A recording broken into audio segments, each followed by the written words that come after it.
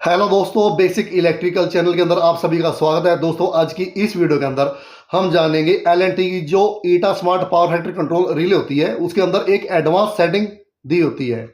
आखिरकार उस advance setting के अंदर क्या कुछ दिया गया होता है, ठीक है। और हम मान लीजिए कोई फॉल्ट पड़ गया ईटा स्मार्ट की रिले के अंदर, तो कई बार क्या होता है कि एडवांस सेटिंग के अंदर भी जाकर उस फॉल्ट को हम ठीक कर लेते हैं।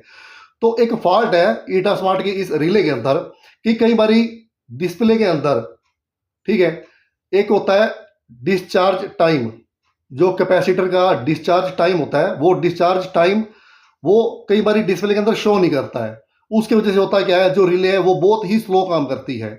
मान लीजिए हमने कोई मोटर चला दी और पावर फैक्टर ऑन कर दिया है, तो वो कम से कम बहुत ज़्यादा देर लगाएगी रिले किसी स्टेप को ऑन करने के लिए।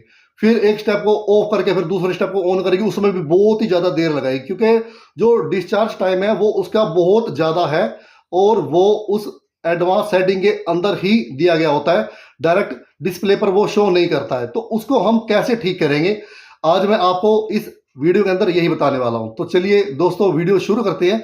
लेकिन वीडियो शुरू करने से पहले मैं एक रिक्वेस्ट करूंगा कि जो लोग नए हैं मेरे इस यूट्यूब चैनल पर, प्लीज मेरी इस वीडियो को लाइक जरूर कीजिएगा, और जो लोग नए हैं मेरे इस यूट्यूब चैनल को सब्सक्राइब जरूर कीजिएगा। तो चलिए वीडियो शुरू करते हैं। तो लीजिए, अब हम वीडियो शुरू करते हैं। देखिए, सेटिंग आ गई और ये टारगेट पीएफ आ गया, ठीक है। उसके बाद स्टेप वैल्यू, सेंसिटिविटी टाइम, और ये वोल्टेज आ गई, और ये सीटी सेकेंडरी आ गई, सीटी प्राइमरी आ गई। लेकिन जो डिस्चार्ज टाइम है वो नहीं आ रहा है इसके अंदर, ठीक है। तो उसे कैसे सेट करेंगे हम? डिस्चार्ज टाइम हमने जैसे कम करना है, बहुत ज़्यादा है, तो उसको करने के लिए क्या करना होगा, हमें एडवांस सेटिंग अंदर जाना होगा। तो एडवांस सेटिंग के अंदर जाने के लिए क्या करना होगा, इस बटन को दबाइए, सेटिंग आ गया। अब दोबारा फिर इसी बटन को लगातार 10 सेकंड तक दबा कर रखिए, ठीक है।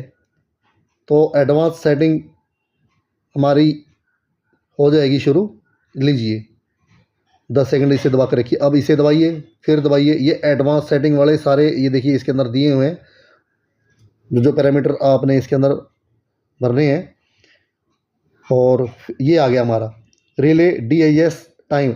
ये डिस्चार्ज टाइम 15 सेकंड है, लेकिन इससे पहले 60 सेकंड था, तो मैंने वो सेट कर दिया। यूज़र पासवर्ड 0 है। दोबारा फिर दबाइए, लीजिए, अब ये ब्लिंक करने लग गया।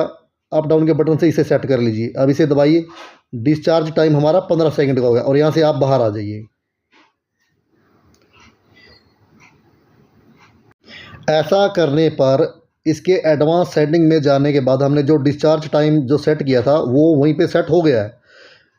अभी भी वो इस डिस्प्ले पर शो नहीं होगा। कहीं आप सोच रहे हो हमने वहाँ पर जाकर सेट कर दिए, तो अब डिस्प्ले पर भी शो होना शुरू हो जाएगा वो, ठीक है। जो बाहर शो होता है, जैसे यहाँ पर शो हो रहा है, देखिए सीटी प्राइमरी सीटी सेकेंडरी तो आ जाएगी, लेकिन फिर भी वो डिस्चार्ज टाइम यहाँ पर शो नहीं होगा।